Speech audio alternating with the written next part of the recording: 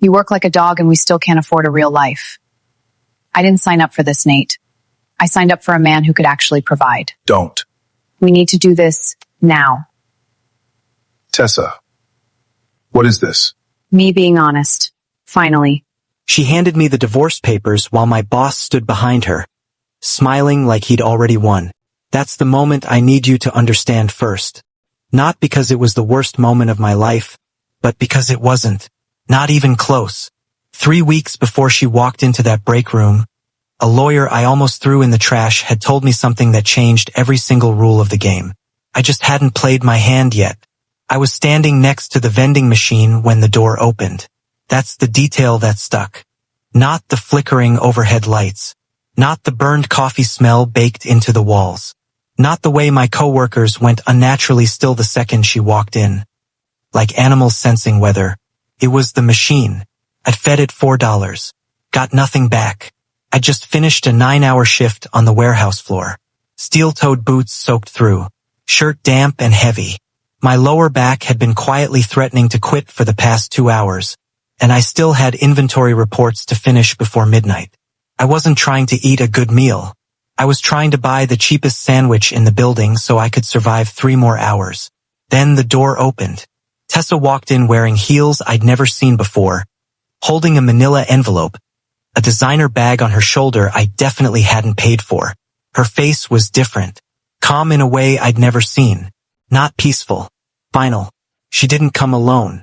Behind her, leaning against the door frame like he owned the building because technically he did, was my boss, Drew Callahan.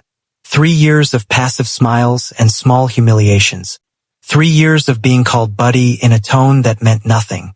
3 years of watching him take credit for every number I made happen while I told myself patience was a strategy. He was standing behind my wife.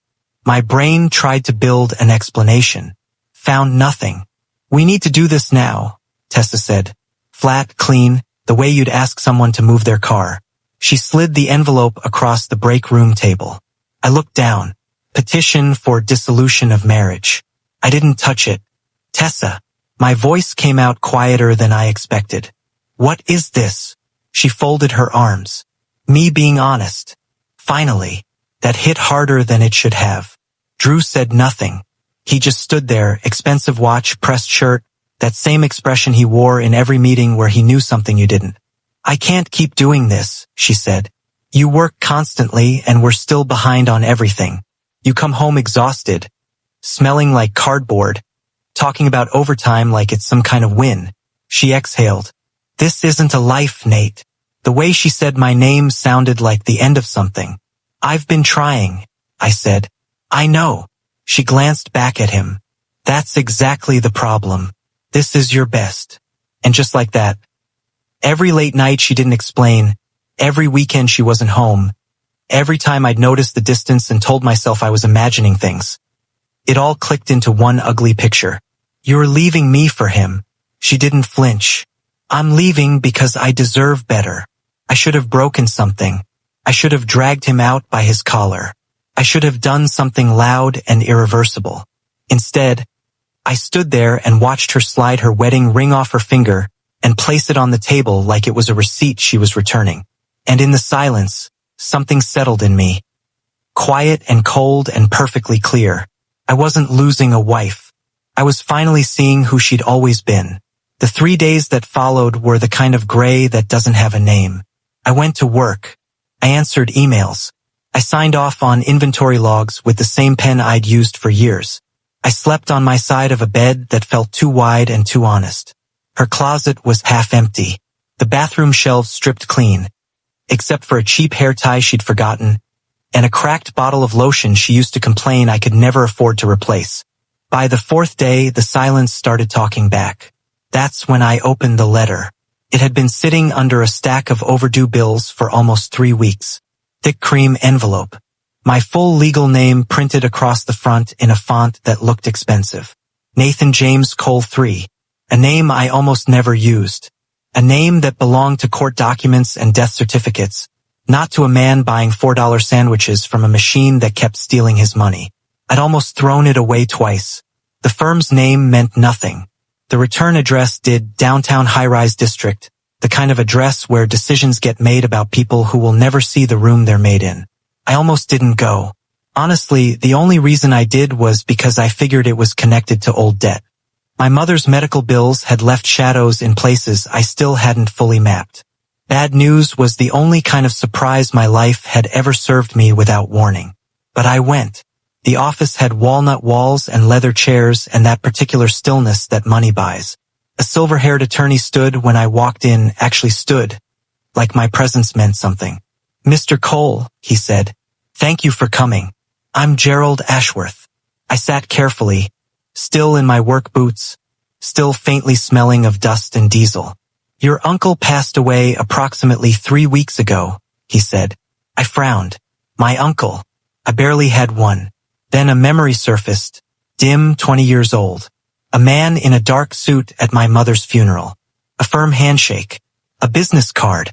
An envelope with $5,000 in it and a note that said use this well. Then nothing for 2 decades. "I barely knew him," I said. Gerald nodded like that was exactly what he expected. "He knew enough about you." He slid a folder across the desk. Inside were account summaries, trust documents, equity schedules, pages of numbers so large they stopped looking real. My eyes kept sliding off the figures like they couldn't find grip. "Your uncle spent 40 years building a private investment portfolio, early technology acquisitions, industrial holdings, board-level equity positions." Gerald's voice stayed even. At the time of his death, the estate was valued at approximately $470 million. I actually laughed.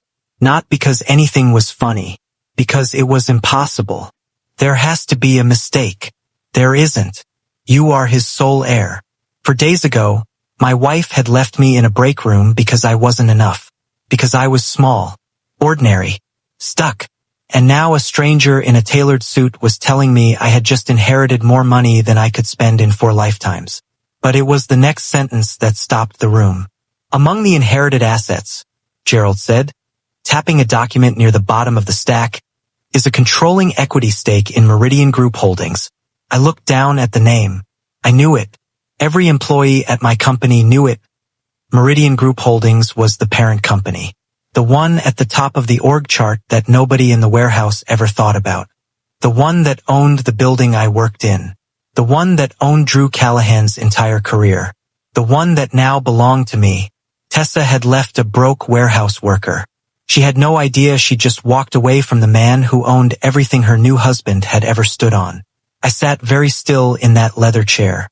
And for the first time in days, I didn't feel anything like grief. I didn't move fast. That's what people never understand about this part.